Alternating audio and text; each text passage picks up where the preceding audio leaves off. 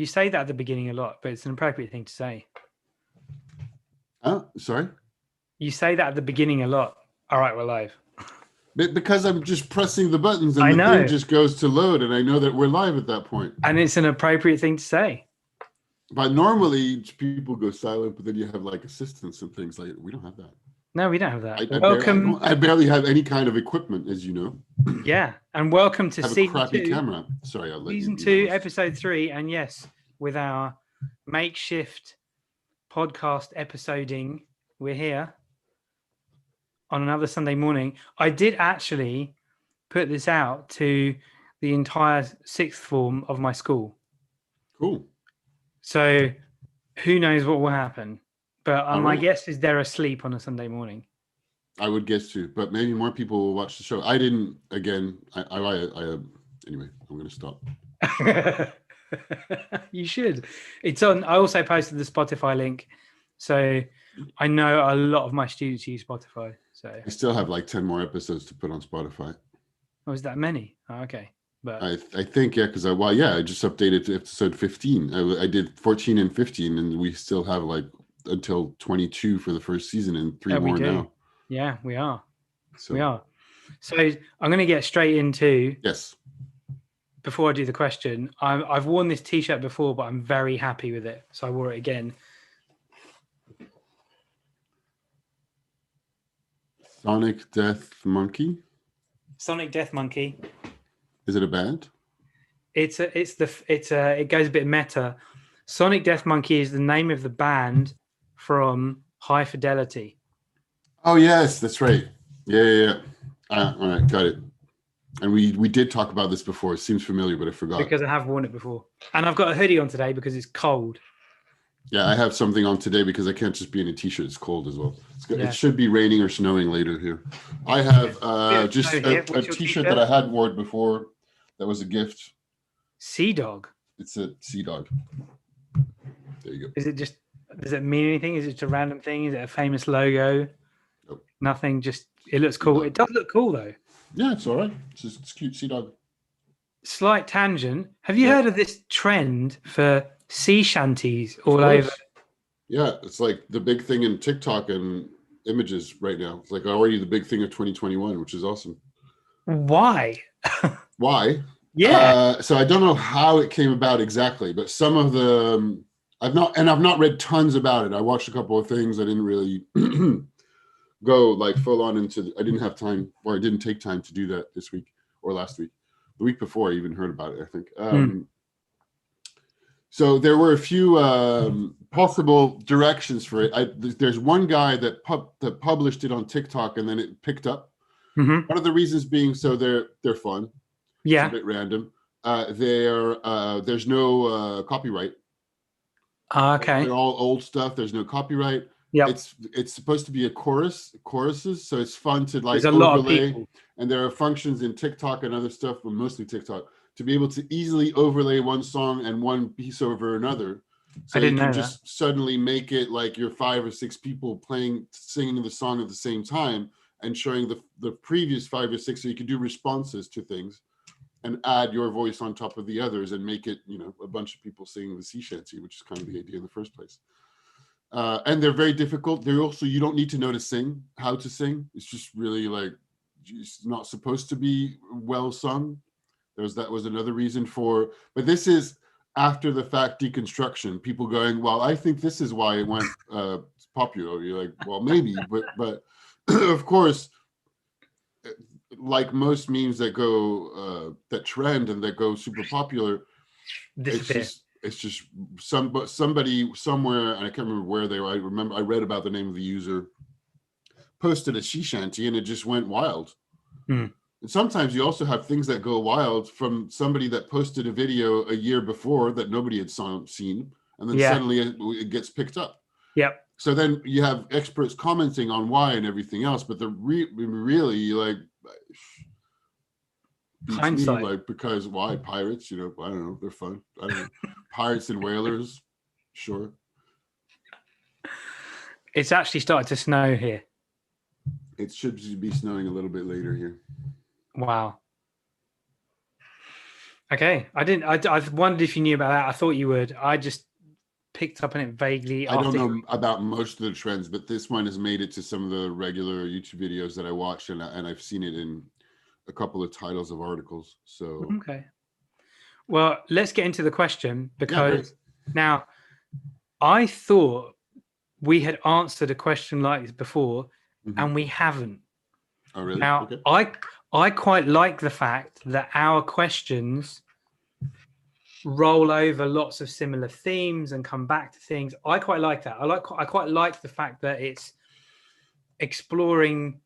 We end up exploring similar ideas and bringing them together in a new way, at a different time. I like that. I don't. You might not, but I do.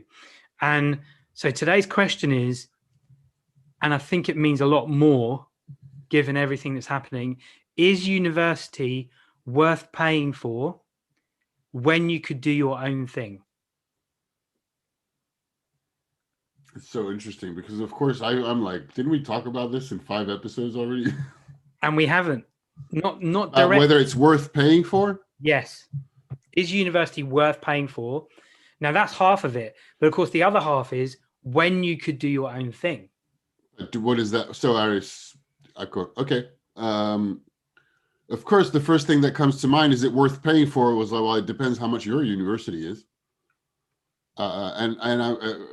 Wait, so I want to approach it from different angles than what we talked about before, even though I know it doesn't matter because like not everybody will have watched every episode at all. It's just us. Because it's bringing back some things that I've said before about that. And then rather than doing my own thing is also that's also vast because like, well, sure, what does that mean? Does that mean go work at McDonald's, or does that mean self teaching you to do rocket science? But I mean, and this is a usual also because we talk about this every time. So not every time. I mean, so just to recap, because you might have the list, but the ones that come to mind for me is where we have approached those topics are, should I do a master's? Because we talked about a lot about that. Now that was a specific level of university, not university at all. And that was season 1, episode 7. Well done. Yeah. I've got the list right here. There was another one where I remember talking about how much certain classes and courses were at university, and in September, because things were socially distanced, that suddenly like some of the big universities in the States were charging as much for 3 times the amount of students because they were via video conferences, but it still was thousands and thousands of dollars. And so the value of the badge, to be able to have the badge of a specific university, was more and more restricted to only the elite and the people who could afford it. And so it was less and less a mark of knowledge, although it doesn't mean that it's not a mark of knowledge, but more and more just a status symbol on just the fact that you're either somebody who comes from a family who can afford it. And then there's also the scandal of all the scandal from last year or the year before about all the celebrities and rich people that cheated and bribed someone for their kids to get into the right kind of schools. And so you're like, not only do you have to come from the right money, the right family and everything else, or you have to be so exceptional that you would get a scholarship. Yep. And knowing that the level of people who are exceptional really depends on the kind of environment you come from as well. So it's possible, but it's extremely unlikely. And then so it's just more and more reserved for an elite. And then there are also questions, which I think that's where this question comes from, is other people that succeed without necessarily going to university, or the promise of university not really being used for anything because you might spend a lot of time getting a degree, and that is only getting you like the bar to be able to start looking for a job, but it's not a promise of anything. It's just like you're going to still be at the bottom of the ladder. So there is an argument about like, well, there's a lot of entrepreneurs, or there's a lot of startup people, there's a lot of other types of jobs that don't necessarily have university degrees and that have very fulfilled and happy lives.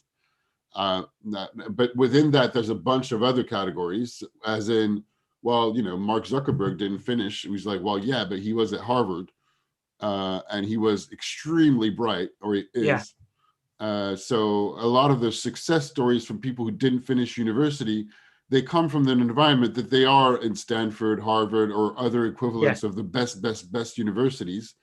So it's almost like they're so genius that they can afford to say, well, this is just doesn't cut the bar for me, or something like that, right? So we did talk about. And we talked about that. We also, and then there's a whole other trade jobs that are very good jobs, but do you need a university degree to be a plumber? Arguable. I think it might make you smarter as a background to know the things that you might learn in university, but it might not make you a better plumber, maybe, depending. Mm-hmm. Although it might make you a better business person to manage your plumbing business. Jobs like that, there's a lot. We talked about that in, I can't remember which episode now. But we talked about, does it matter which university you go to in season 1, episode 12? And then some of what you're saying is also about getting a job. How do you choose the right job? Yeah, which we got into as well. So I've not started answering the question. I've just like to place some elements of what we talked about before. I like it. Yeah, I like what you're doing. And also to help myself think of like, where else do I want to go that we haven't talked about before, or not as much. And well, I think also another useful thing is it worth paying for? Well, first, how much does it cost? How much does it cost in the UK? Ish. I mean, it's. Well, that's here. It's a complicated question there. Yeah, it's been so long since I went to university. I don't know. But I don't even know. You hear about university students leaving with a lot of debt. So maybe 20, 30 grand's worth of debt. Should we look? But you can look. I don't want to look. I feel like I should know. But while you're looking it up, it's a university was worthwhile. Okay, the highest tuition fees in the UK on average are £14,000. Right. Per year. Yeah. Yeah. Wow. Wait. No, this is the international students, so there's probably more than British students. Yeah, it will be. Well, what's France, happening? They did that as well, but in France, it's in the low thousands because it's not very expensive to be. But then you have other options. So in France, you have universities, but you also have business schools or other types of specialized schools that tend to be private. So straight after, if we're talking like, what can you do when you finish high school? Yeah. You can go into university. You can go into private schools. So they might be business schools, which is the big thing these days. Okay. And those are networks of their own, and they cost a lot of money, and they're like with people with money, and you buy the network and all that kind of jazz. Most of the time, to be able to get to a business school or other types of specialized schools, you go to a prep school first. Okay, that makes sense. So there's prep. It's like preparation for getting into high-level business schools or so there's the network of the grandes écoles, the big schools. Yeah. Which is like it's kind of like Ivy League, the best schools. A lot of them are private, but not necessarily. And then there's the category of the elite state schools. Okay. So Normal Sup, Polytechnique, l'ENA. So those are the very big schools, like the big school of administration that formats all the politicians. All the politicians come out of that school. Which is okay, I see. Like all the same ones come out of the same school. And or if you want to be like some high-level civil servant, you go to that school, and like just by virtue of running that school, you'll learn how the country works and how to work the country. You'll be just a formatted admin. But there's another one for Polytechnique, which is like that's another avenue of like the best elite minds of the country. It's like only one promotion of a few students who are being paid to study by the state. Wow. And it's technically part of the army, I think, if I'm not mistaken. I might be mistaken. I need to check.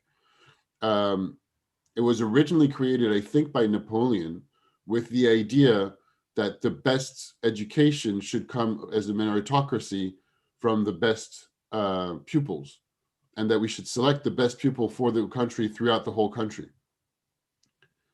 which Nice kind of, idea. but of course the idea, but of course now it's just like, well, the best only come from the best and richest families, Yeah. curiously. Yeah. Of course. So it's not exactly meritocratic all that much.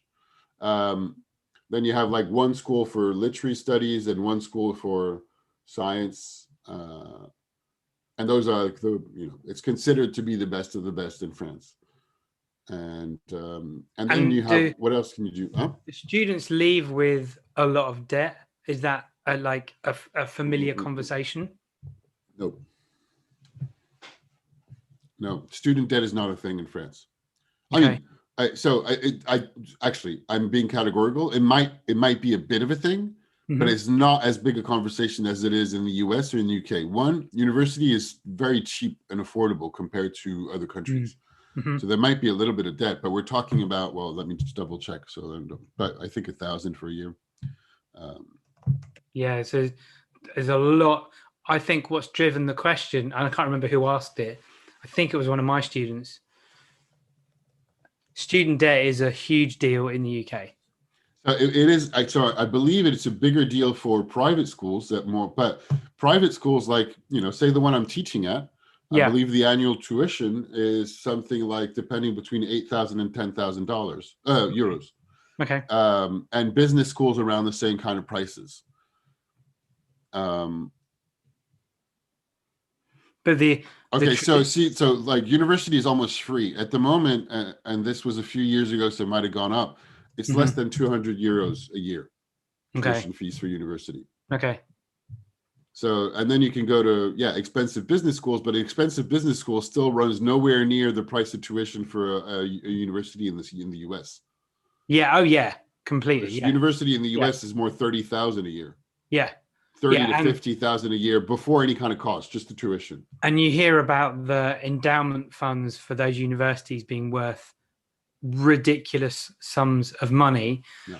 But I don't know. I don't know why the American system has grown up that way. It's completely different way of thinking. You hear about parents saving for their children's college fees, college funds. Yes. And I guess, it's a completely different way of thinking. Although when my dad's generation, when people were going to university, so this would have been, so he finished school in maybe the 60s. Yeah, it would have been 60s. No, early 70s, late 60s, early 70s, it would have been something like that, maybe. Only 10% of the people finishing school went to university. And then when I was going to university in the 90s, it was moving towards like 50% of all the people from school went to uni. And now it's like everybody goes to uni. That's, it's not even It seems like the conversation is everybody does or should. Yeah. There's more and more people that do go, and it's become more of the norm. And I think that what made it worthwhile for me was being in and you might agree with this, was being in the environment where I could talk amongst a whole bunch of different people that I wouldn't normally get to speak with. And then mostly university was about staying up late and talking and drinking and maybe partying a bit, but it was the quality of the conversation that made it so great for me. And I was studying as well. And I was studying stuff that I wanted to study that I actually liked. Yeah. And I was really getting into and doing a bunch of reading. Yeah. But it was hard. The other thing that was hard it's hard. And it's even harder now. At the moment, Yeah. I mean, in France, I don't know how it is in the UK, but I believe it's the same. They're all studying at a distance. Yes. And there's really, really big depression and anxiety and isolation issues. So, I mean, I saw some numbers from a politician who was given, like, from a survey in a university in the north of France, saying that there are now 20% of students in university in France who have fantasized and planned for their own suicide. Wow. At the moment. And there's even more that have that are like depressed, like nearly half. Yeah. I heard from a friend of mine whose wife is a professor at a university in Bordeaux. that there are more and more, like, I don't have numbers on this, so this is more qualitative study, but that they're just like, the parents are desperate, the students are just not, the ones that started university in September, there's a bunch that the parents like were so lost as to what to do with their kids to try to motivate them within the circumstances going on, that they called the professor to say, like, I don't really know what to do with, they want to stop because there's no point. Like, I don't even know what to tell them anymore. I know that the ones that I teach who are in a different kind of school and very different kind of environment that is a little bit, well, I was going to say easier. It's tough. They have a lot of work. They're exhausted. They're spending their day in, day out in front of a computer. They have classes all day and tons of work to do and tons of work to deliver. So they're under a huge amount of strain with like no vent possible.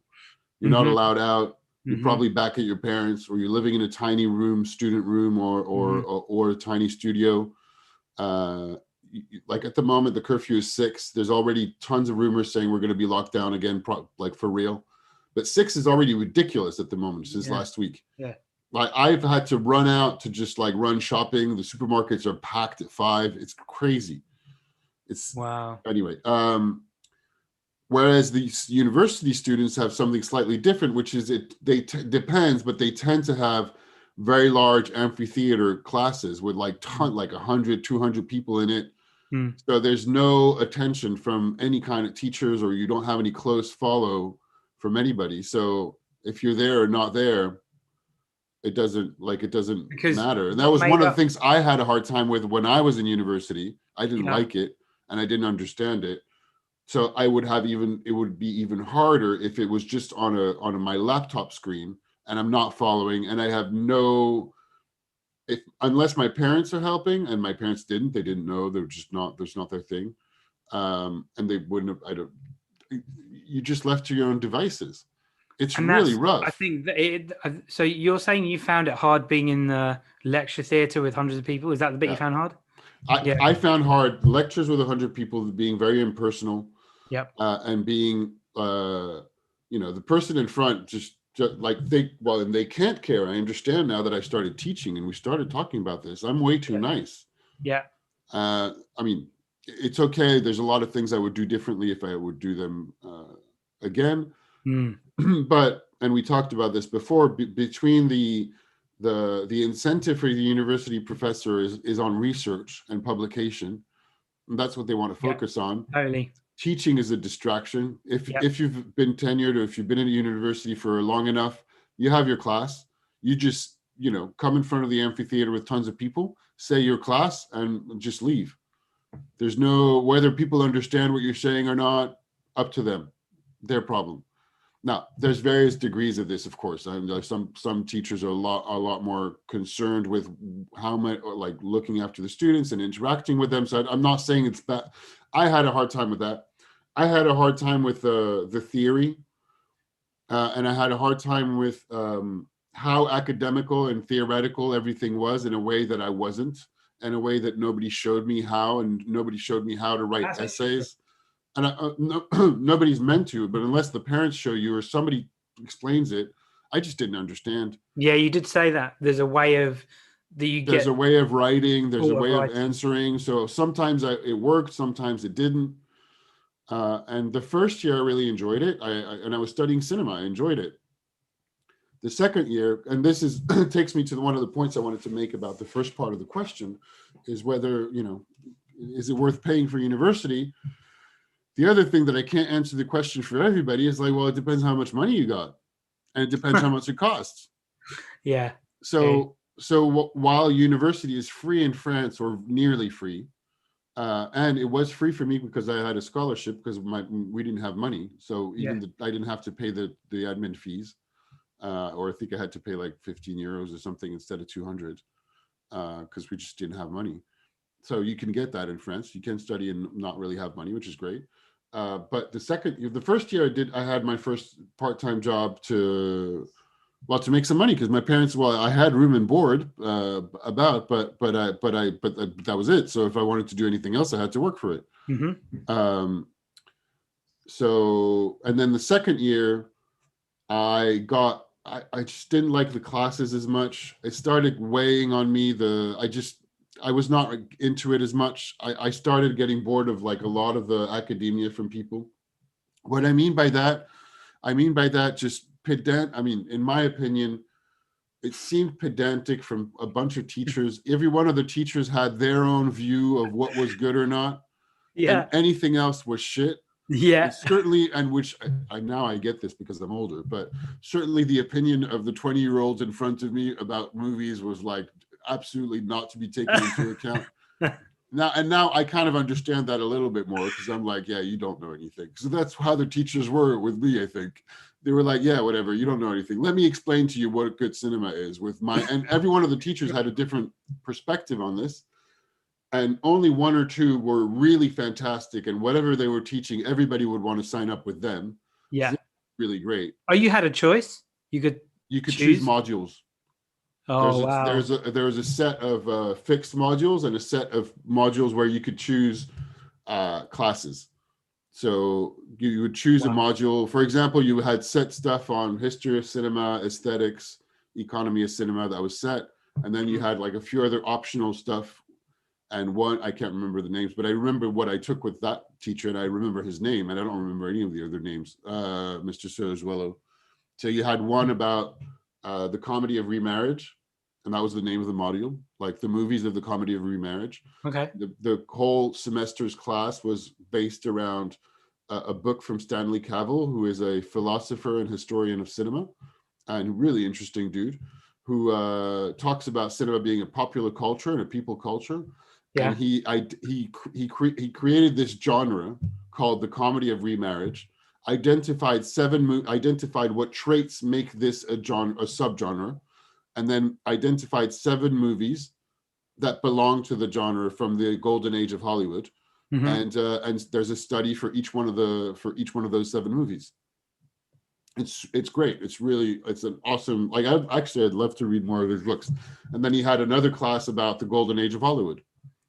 Sure. And there were other modules on other types of, I can't remember the other ones. I can't remember any of the other ones I did. I think there was one about special effects, something like that.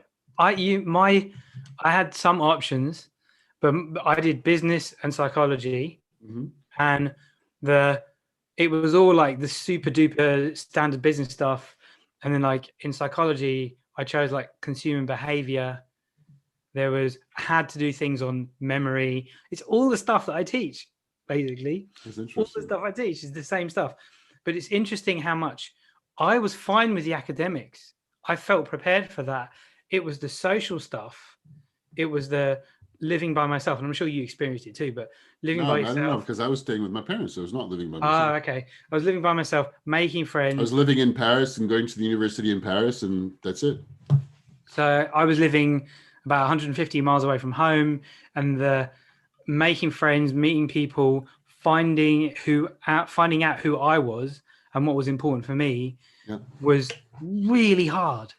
Really, really, really hard. I had no sense of who I was at all. And I derived a lot of my understanding of who I was from music and from being part of the like heavy metal alternative rock community. That was how I defined myself, and that's where I found the people I was most at home with, and that part was hard. But I think when looking at university now, like it's really difficult to balance the whole social side of it with actually learning. And but that experience was worth it. However hard it was worth it to be able to start to inquire into, well, what do I stand for? What am I about? And explore. It's that exploration that I think was really important. That made it worth it. So I want to finish a point, because just before I go back to what you were just saying now, because I went on a tangent. I didn't say what I wanted to say about my second year. Oh, okay. What I wanted to say, and about, like, it depends how much money you have. The second year we moved. We had even less money than before, and then we were, then just basically I started working in a bar, and I got more interested in working in the bar than I got into studying. And I was also thinking, like, wow, I could make all this money. Yeah. And that was just really a function of like I didn't have a lot of money, so there was just and I got less interested in the studying, and I thought it was a little bit harder, and it was not. And I was less interested. The thing about, I was talking about the pedantic professors. Yeah. There was a style of intellectualism and academia in a way that I was just not really into, particularly faced on the other hand with really practical, real world learning the job and dealing with people. And I was hanging with people who were older than me, who were working at the restaurant and working in a bar, partying with them, earning money. And I was just like, this is real. Over there is not real. There's a little bit of that going on too. And plus definitely prefer the not real. Working late and partying, and then going the following morning to a class where they would show me an excerpt of a 10-minute film where nothing happens, and then in the middle there's like one dude going with a bike, and you're like, I fell asleep. I was falling asleep. I was like, why are we watching this? And now, of course, I appreciate those kinds of movies now. Now I'm like, wow, this is beautiful. Nothing happens. And then there's a dude, wow, how beautiful is this movie? But when I was 18, I was like, what the hell am I watching? Why am I watching this? I want to see Tarantino movies. And their teachers were like, yeah, no, Tarantino is not very interesting because he stole everything from others. Let me show you the origin of like this, Uzbekistan director that is really interesting. And you're like, I was not into it. Unless you were that one teacher who was just really enthusiastic and put a lot of energy into everything and brought us along to share what he loved, which made it whole. And I completely understand. Sometimes you're like faced with how, and I'm sometimes like, and I don't think I'm showing it too much, but now that I'm starting to teach, I'm like, oh my God, you guys are so thick. I've said this things multiple times and you're not delivering on it. And I don't have time to teach you properly unless you feel like you don't want to be, or sometimes you just don't feel like you want to be enthusiastic about what you're talking about. But anyway, that's another tangent. Welcome to my world. Yeah, you do that day in, day out. I don't think I can do that. Well, I mean, they're not that bad. I don't want to do that, actually. And people are like, you're a great teacher, and I get that I am, but I really don't want to do this full time at all. Yeah. I have a lot of fun. And I make it a lot of fun. But there's the whole experience of university. It is a whole experience. It is part of it. And I think the exploration is key. And I think that having the space to explore and ideas, people, whatever it is, however you do it, is really important. I noticed how different I was to you. I was very much like, there's no way that I wanted anything real. I wanted university was real as far as I was concerned. The setting is very different. If you move from your house to go study at university, like a lot of people do in the UK and the US, it's a very different experience. Yeah.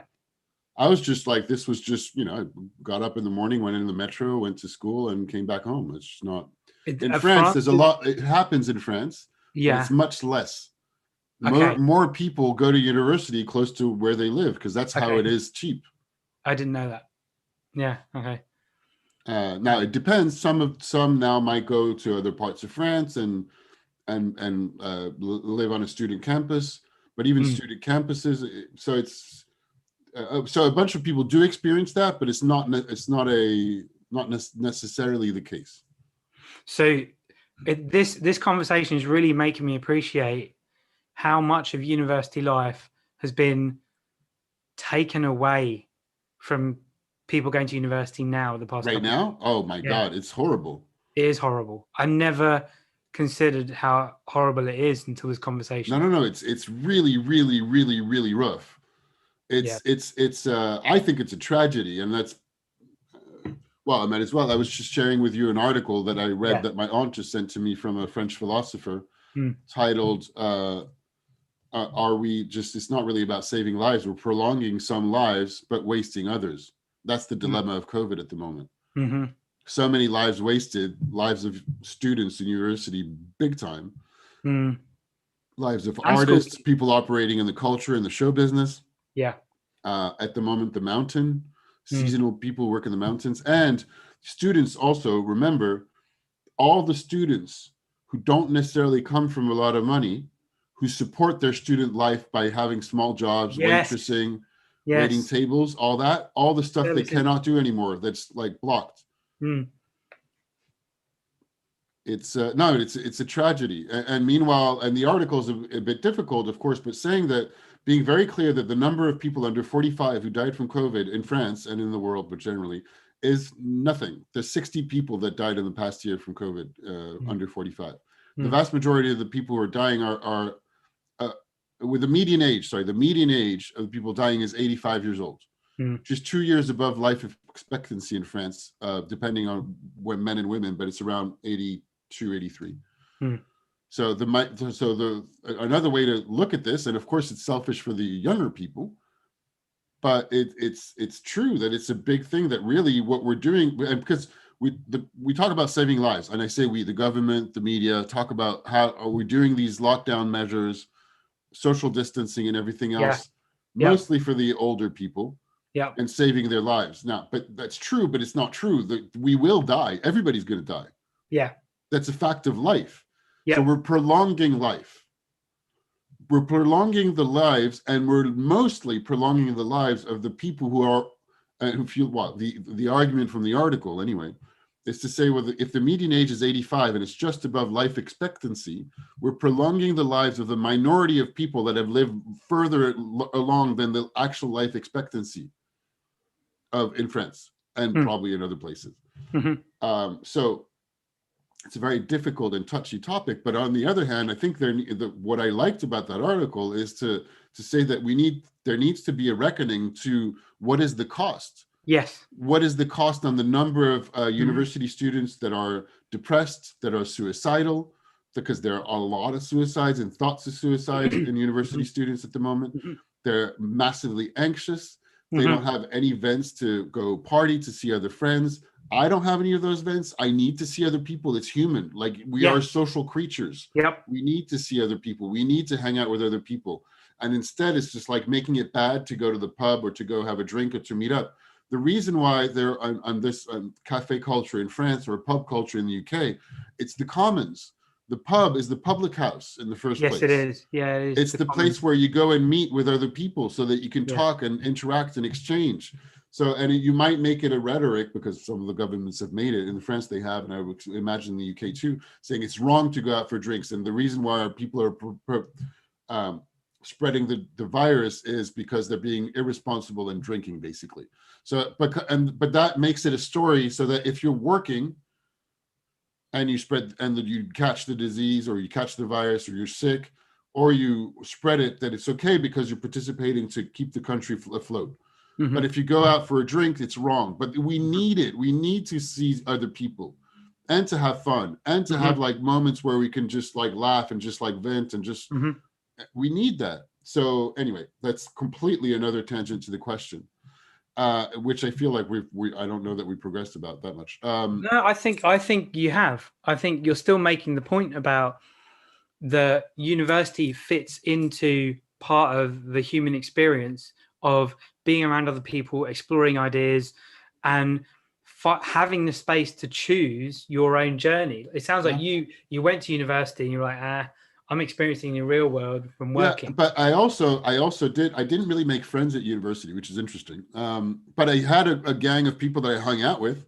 Yeah. That we went to the cinema, that we hung out, smoked pot, talked about life and directors and movies. And so I did have a lot of like rich and interesting cultural conversations with a bunch of other people. Are you still in touch I equally with had those conversations with people that I worked with, and I was like, this is real, and I like that. So that's a repetition. So whether it's worth paying for really depends. And I'm sorry to say, like, it depends, but it depends how much you have. It depends how much your parents have. I would say that it's not worth getting into massive debt for. Right. Because the student debt being huge, and how many years are you going to pay it back, given what's going on in the world, knowing that you don't know what kind of jobs you are going to have, and whatever the knowledge you're going to learn in university is probably not going to be immediately applicable to the jobs of the future. I want to come on to that in a bit, but I would say if you can afford it, then it's very likely that it's worth it. Yeah. But if you can't afford it and you need to get into debt, then you need to take a serious long look at how much debt you're about to carry. Are you in touch with anyone that you went to university with? No, I have no idea who they are. Okay. What about school? High school? Yeah. A few friends. Not really, actually. Well, wait a minute. So there's a few that I've been in contact with on. Basically, I didn't keep any friends from high school. Right. A couple of people I know, I saw one or two once or twice afterward. I think I had a lunch like 10 years later with a couple of people, and I saw another like that, and that was after Facebook, that like we connected on Facebook. So I have a few high school friends on Facebook, but really I have childhood friends, one that I've known since I was 6, but we did go to high school together, but we were not in the same years. And then another friend that we didn't go to the same high school, but we were friends before. And then another that I met technically. So after university, I went to the graphic design school. Yeah. That's and that I met them there, but he was a friend of a friend through another class, and that's 3 people. That's it. Yeah. That's interesting, because the other thing that I'm reminded of is my dad telling me, and this, I'm sure I've said this before in another episode, about getting a job that is recession proof, that has its own thing, like accountant, or and then the whole doctor lawyer thing, but accountant was something he was really pushing for. Qualified accountant, sure. You could do something, whatever.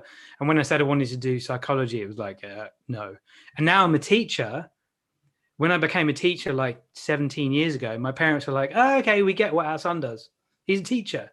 They were almost like, okay. Whereas before, working in a marketing, media planning agency, they were like, what do you do? Oh yeah, nobody knows what I do either. What do you do? And I used to joke around. Yeah, I help companies sell stuff to people that they don't really want with money they don't really have. Yeah, totally. So, but now I'm a teacher. Like, but there's more and more jobs. But that's the point is, the parents, those kinds of parents, not all parents, and that's changed, right? Yeah. But the generations and the parents who want, like, you need a recession-proof job and you need safety, cannot think about jobs that they don't understand and can't comprehend, and the ones that don't exist. So this is the point I want to move on to. Yeah, because you wanted to come to that. And it's I don't know if it's answering the second part of the question about doing your own thing, but doing your own thing is great. Do your own thing, but you got to know yourself. Now, I'm reading. What are you reading? I'm reading 21 Lessons for the 21st Century. Oh yeah, that's right. And you've read it, haven't you? Yeah. And I'm up to like chapter 8. It's blowing my mind. It's cool, great. Right? Oh, it's so good. It's utterly terrifying. Oh yeah, totally. And completely fascinating at the same time. And then I watched a talk at Google that he did, where he calls out Google on their ethics, basically, which I thought was great. How long ago was the talk? It was just about when the 21 Lessons was published, maybe 2018. Okay, so 2018, because he's talked a lot last year and he's talked a lot before. And given everything that happened last year, it's important to see. I think it's useful to know when the talk was, because he doesn't. Yeah, I agree with you. His ideas are the same. He's repeating the same ideas, of course, but given everything that happened last year, it's useful to know what it was. Yeah. One of the things that he talks about is that just like you're saying about the parents that want to get their children into university and get a job and whatever, that people as people get older and they start to move into the workforce, reinventing yourself is going to be really important. But to do that requires a foundation of mind, psychological resilience and awareness and emotional awareness that we are absolutely not prepared for. And you're not preparing young people for. No. And the kind of resilience, it's interesting, because I had a friend come over. He was transiting from 2 places. So he stayed over this week. Mm-hmm. Well, my oldest friend, I've known him since I was 6. And he was telling me, like, I'm impressed how you are, like, because see what he means, and it's difficult for me to, what he meant by that at that particular moment was how rough it's been to be, how alone and how lonely I felt, like, more than ever, even though I'm used to operating on my own. But I'm used to operating on my own, and I'm generally an extrovert. I need to see people. I like being on my own. It also just, I think the extrovert introvert thing is a little bit limiting because there's more to it than that. Yeah. Because I also recharge when I'm alone sometimes. Me too. But that's not been possible or very difficult for the past year. And I spent a lot of time alone, being very conscious that I was alone. Mm. And there's a lot of people for whom it's been really, really rough. Mm. So and I think a lot of people are not trained for this kind of stuff, exactly like you said. So some of the stuff that helped me is to be able to be in touch with people, to be able to have people that I can vent with, to have done all the work that I have before, to meditate, to better know myself, to read, and to be okay with the fact that there are some points where I was like, I think I might not be okay. Yeah. Like not 100%. I don't know if I'm depressed, but it's possible. Yeah. And to be able to talk about it, to whether to bounce back or to just to be okay with it. Yeah. When that was there. And you're right. All of that is not really just schools taught. Yeah. I mean, schools as an institution, as a way of doing things, are utterly, completely, totally unprepared and useless at preparing for what's coming next. And I'm becoming even more convinced of this as I read this book. And I'm a teacher. And schools, we've talked about this a little bit, but schools are not made for that. No, they're not. They're not.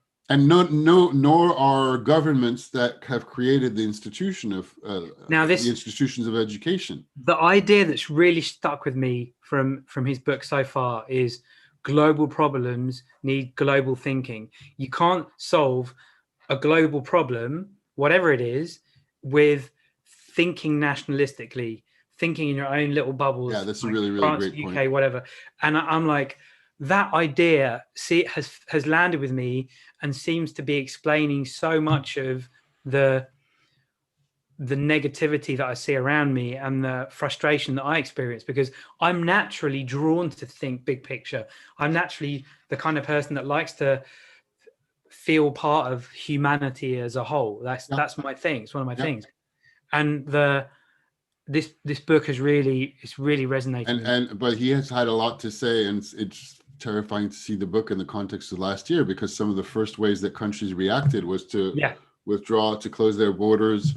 And even in Europe, like, I think it was Germany that closed their borders without actually talking to the rest of Europe before they did it. Brexit, obviously, Yeah, he mentions a bit about Brexit and nationalistic fervor, and it's compelling reading. And I think the doing your own thing part of the question, it's possible to do your own thing and not go to university, but the effort that's required, school will not have prepared people for that. And maybe, and I'm speculating here, maybe university does a job of getting you to develop your self-awareness, to get you ready for thinking and developing resilience. Maybe it did for me. But certainly, if you want to, I think if you don't do your own thing, it doesn't.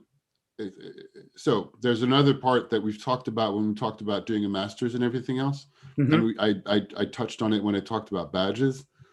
It's an important badge.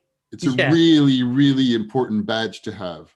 And if you do not have it, you don't need it, but you might find yourself later in life regretting that you didn't do that then. And I have a little bit with the master's side of things right now. Because that goes back to what you were saying about the need to reinvent yourself. And I thought I was not bad because I changed several times, but I'm also noticing that I'm getting older, and I'm like, my willingness to change things and to reinvent myself has gone lower. I'm like, I want to learn new things for sure, but like, how much do I want to change my whole life, or how much am I actually ready to change my whole life? Much less than when I was 25 and 30. That's interesting, because to me, you look like you could move somewhere, change your life, do something else, go somewhere else, like much more easy than I could. Some people have told me that because it's an image that I've created. A friend told me, because I was like, this week and last week having serious questions about, and I still have, actually, to be honest, Paris, not Yeah, Paris. exactly. And I think I've mentioned that before. Yeah. Anybody in any big city, like how long do I insist on paying my expensive city rent when I have none of the benefits and all the work I'm doing is online? But it's also home, so I don't really want to give up my home. And I actually want to be in Paris. I want to be in the big city, but I want the big city to be open. Yeah. And a friend said, well, you don't have anything, own anything. Why don't you just like pick up and go to like somewhere in the countryside for 6 months or a year? Or another city in France. Yeah, somebody said like go on a lake, go by the mountains or whatever, somewhere. A friend of mine in London. And I said, well, that's not what I want right now. I want to have my home. I want to have a community. I moved to the city and I moved back to be able to have like to settle, I think. And that means I don't want to pack up all my stuff again. Yeah. And I think I'm ready to move to possibly a cheaper apartment in a different neighborhood in Paris. I'm in a very touristy central Paris neighborhood, which is fine. But now all the Paris apartments are expensive. So I don't know if I would really save a lot of money, but maybe, I don't know. So I'm starting to look at that on the long run because it would cost me money to move as well. So. Whereas, I'm married. We have a mortgage. We've added to our home, our house. It's to move from that would be like, to me, unthinkable. I can't imagine it. However, changing jobs, changing careers, exploring other ways of doing things, I'm open to that.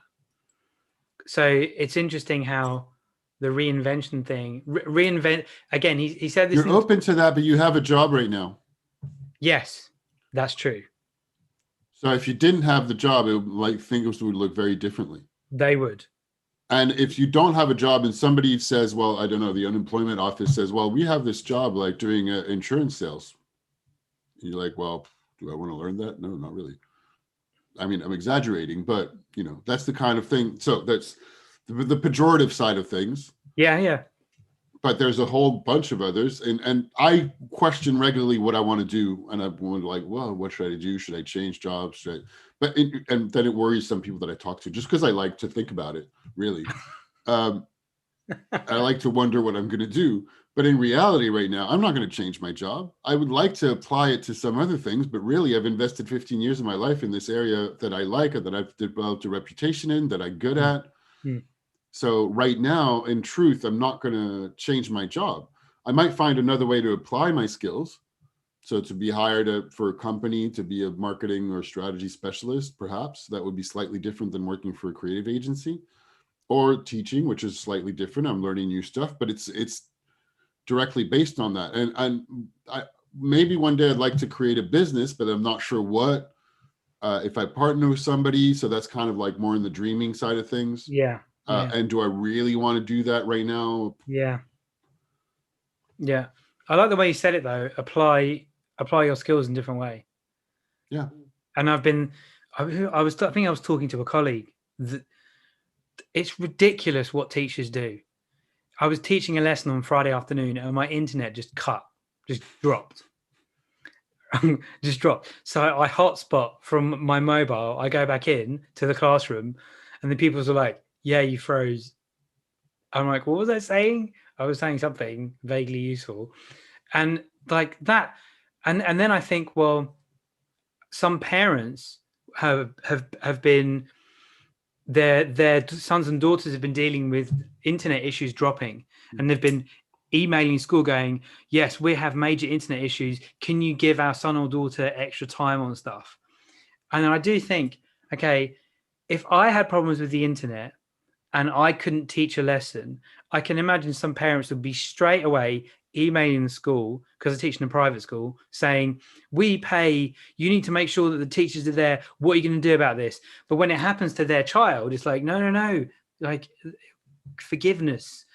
Even though like it's human, isn't it? Yeah, it's human. And I said to my pupils, okay, you need to submit the assignment by this time, and if you don't, you'll get 0, and it will disappear off Microsoft Teams. Now, I wasn't really going to do that, but I didn't tell them that. I wanted to see how many would get it in. 1 person out of 6 got it in by the deadline. before it closed. I'm having big deadline issues with the One students as well. person.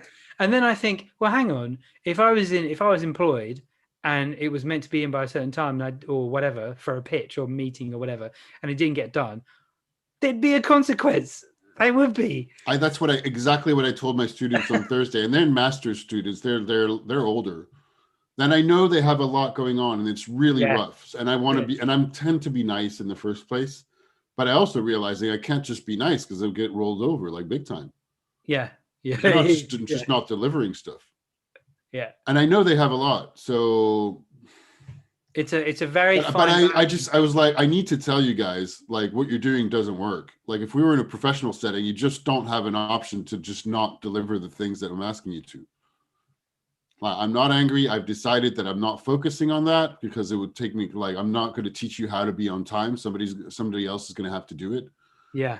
And it's not true for everybody, of course. Yeah. But it was true for enough people that I felt the need to talk about it for 2 minutes to the whole class. Yeah. Like, your timeliness just doesn't work. And I still have that. And like, so they had a lot going on this week, and they had deliverables for Friday. They asked their head teacher basically for a delay in a way that I could have thought about it, because they did have a lot, and there was so many of them that didn't. They were nowhere near having the work done that was due for me on Friday. Yeah. And I thought, I could have thought about that, but I also had a lot going on this week that I didn't think about it. I didn't think to ask or to say, well, actually they have a lot going on. Maybe I could just I'd give them a delay, but I already given them a bunch of delays. It's interesting. The head teacher said, I'd asked all the other teachers to not have all their deliverables at the same time now. And I thought, well, wait a minute. I'm not part of that, because their deliverable. So one of their deliverables is now, and that's not moving. The other one was planned for a long time.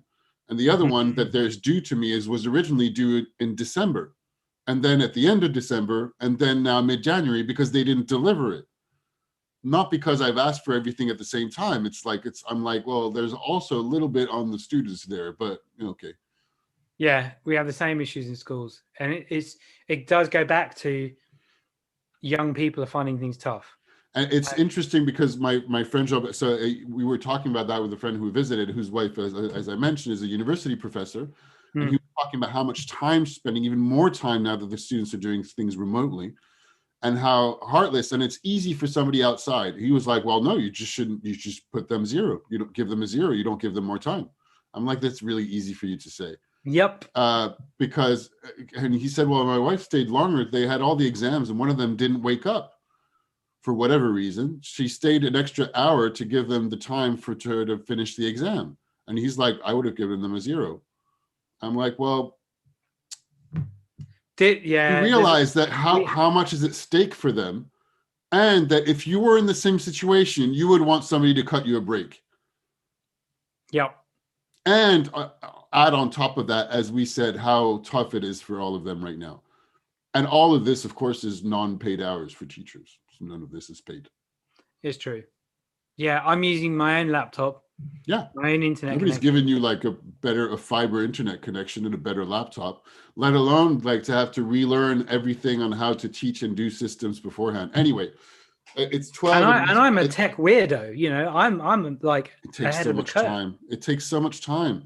And I'm learning after the fact, because I've had to I've had to just learn as I learn as I delivered what I was doing. So now I'm looking back and I'm like, I should have done things so differently, because they didn't understand the things I was supposed to. And, in all seriousness, one of the things that was really useful for my teacher training is deliberately reflecting on what happened. And I still do it now. And it's probably one of the best ways of training yourself as a teacher. Yeah. So should we add something about doing your own thing before we finish and close up? Yeah. Because it's so vast. It's like, what does that actually, I mean, of course you could. You might regret not having the badge at university, and I think it's important to take into account. Yeah. I think it's important to say that doing your own thing, there is a certain, so it takes even more work, or as much work, to do, to learn, to train, to keep learning, to apply yourself, whatever job you're thinking of, even if you don't need a university degree. And like, none of my siblings do, and I didn't either. I'm looking at getting an equivalence at the moment. But my older brother went to train as a Michelin star chef. He worked his ass off to train for that. That was his own thing, but he was working, from 7 a.m. to midnight every day as a commis, learning. And my sister went through different means. Everybody's worked hard and studied hard to get where they wanted to go, and you better be sure which direction you want to go to, because if you want to change, you don't have any of the badges that allows the employers or the government to say, well, I have at least this university badge. When you want to transfer skills and do another job, it's helpful, not necessary, but helpful. So sure, go and do your own thing. Don't think it's going to take any less work, or you're going to have a hard time progressing past an easy stage. Like if you want to flip burgers your whole life, and it's not that there's anything wrong, but say you go to McDonald's and flip burgers and you want to progress within the ladder and be a manager and own a store and maybe be a franchisee. I don't know, I'm making this up, right? But it's going to take a lot of work, and it's going to be very long to go through the ladders of normal, just going up through the ranks. Whatever job you do. So I think, sure, do that if but consider what you want to do. Really, it's the usual answer that we usually have. It's like, think about who you are and practice that. Spend some time on that. Don't be afraid Don't be afraid of hard work. Yeah, and not for the sake of hard work, because I don't know if that I believe in that, like being a busy bee for the sake of it all the time. But better knowing yourself and what you're interested in, and if you don't know yet, you can try out a few different things. But doing and thinking and reading is it's a non-negotiable. Yep. And I know that right now it's particularly tempting to just say, well, forget about it all. I'm just going to stay in my room and play video games for a year. Because you're just like feeling like, well, I might as well wait until this is all over. And it's very tempting. And and I've had afternoons where I'm not doing anything today, forget it. And you may well too, but you can't do a whole year of that.